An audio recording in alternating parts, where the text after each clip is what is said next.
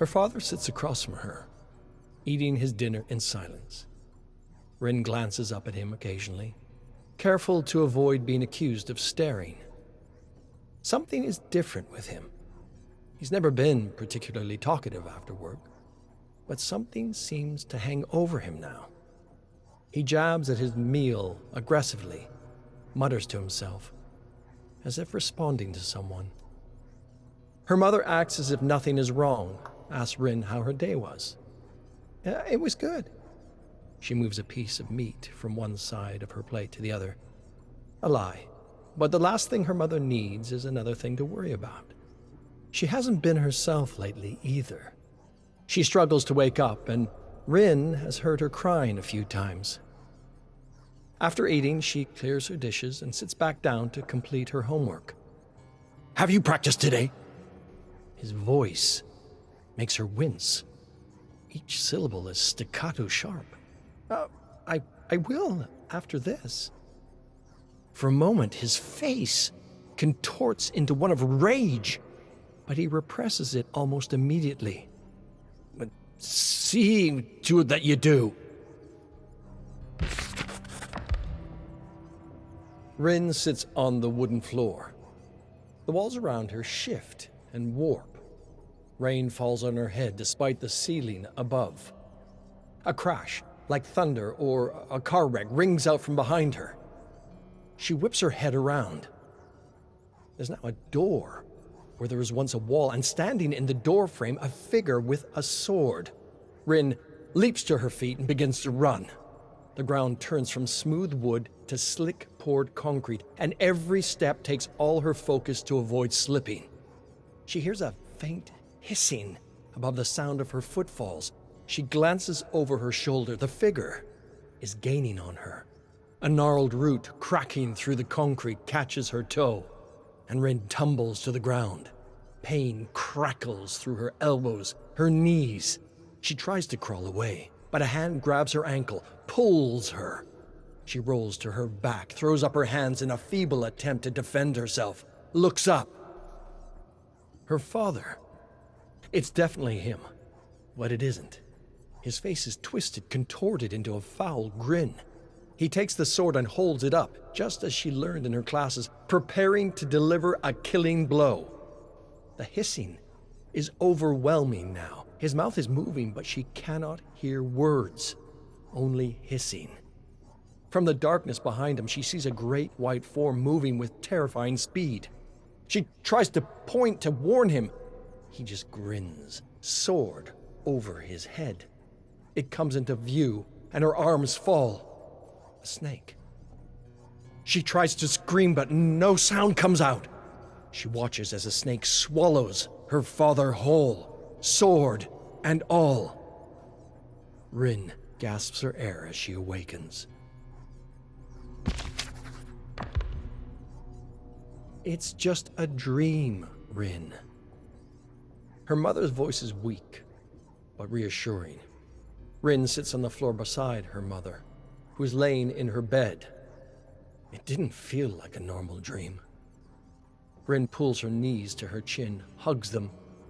She's never taken a day off school, but she slept so little last night that she feels like she might pass out on the bike ride there. Her mother sighs, partly exasperated, partly from the pain. "I used to have nightmares too." "Really? What were they about?" "Oh, lots of things. About your father losing his job, about losing you. Sometimes it's your body's way of telling you that you're under too much stress." "What did you do to make them stop?" "Well, nothing. I suppose my brain accomplished what it needed to, work through whatever was bothering it." Rin looks up at her mother, who is rolled over to face her. She smiles, despite clearly being in great pain just being on her side. Of course, the spider dreams never stopped. Spiders? Yes. Big, hairy spiders with big googly eyes dropping from the ceiling. Her mother reaches out and grabs the top of Rin's hair, ruffles her hair with her fingers. Rin jerks away, giggling. Mom! Rin, I want you to do nothing today. No homework, no practice, just let yourself relax. I promise, this will pass. It says that rain can be a positive thing. Rin looks up from her lunch at Nanami. She has a book of dream interpretation propped up on her knee as she balances a bento box on the other leg. Like how spring rain means new beginnings. Chiaki laughs. I don't think getting chased with a sword means rebirth. What does your book say about swords? Nanami awkwardly flips through the book, nearly spilling her lunch on the floor. It doesn't really seem like it applies. Rin mutters at her friend quietly but forcefully. Go on. Read it.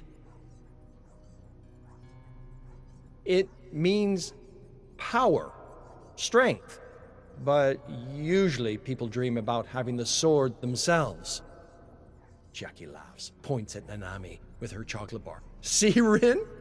You just have to take the power. Next time you have the dream, try taking the power away. I can't change the dream.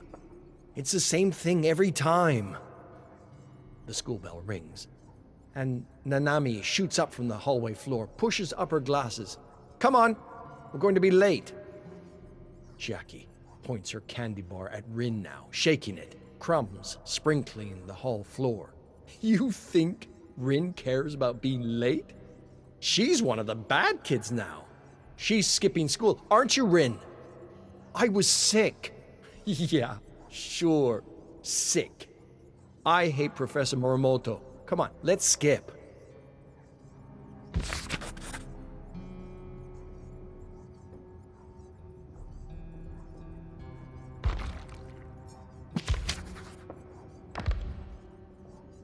Here she is again. The wooden floor, the rain falling from the ceiling, the crash behind her. She doesn't even turn around this time. She knows it's him. She rises to her feet and begins to run. It feels as though her entire body is made of jelly, like she's running underwater. She scans the ground intently for the root, sees it, attempts to leap over it. She can never dodge the root. It bends and whips into the air, grappling her, pulling her to the ground.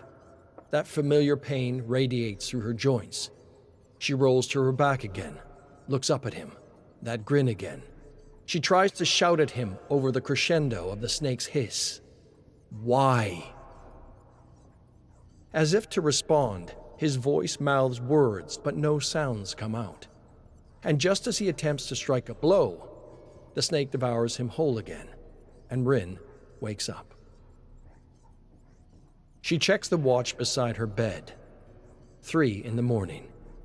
She knows she isn't going to sleep anymore tonight, so she sits up, stares at the wall, and waits for the sun to rise.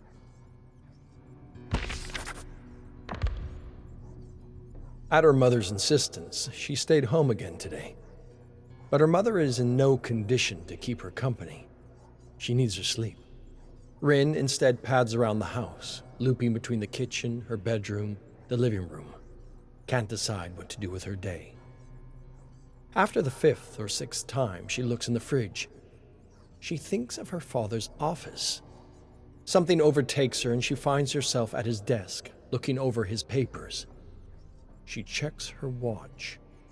Plenty of time before he gets home. She picks up a folder, flips through it. Nothing interesting. She carefully places it back where she found it. She rifles around in the desk, stops when she sees something hidden at the bottom. An old, leather-bound book. She picks it up, flips it open. The Yamaoka family. And the Yamaoka curse. She snaps the book closed and feels an unfamiliar anger bubble up within her. Why does he have this? And why is he hiding it? She closes the desk, makes sure nothing is out of place, walks towards the door, and freezes. Her eyes rise up above the door. She'd never noticed it before, or perhaps it hadn't been there before. The sword from her dream.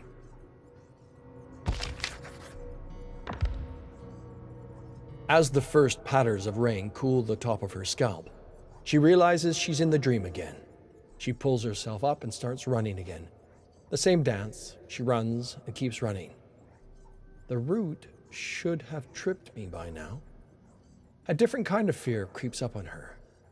This is new territory. Despite the fear, there was at least something comforting about the predictability of it. As she runs, she sees a different figure in the distance. She slows her run as she gets closer. The figure is massive, hulking over her. She's never seen him before, but she recognizes him immediately. Rin Yamaoka.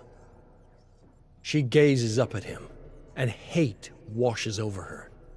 If he had just died, she wouldn't be here, stuck in this house, with these responsibilities, with this father.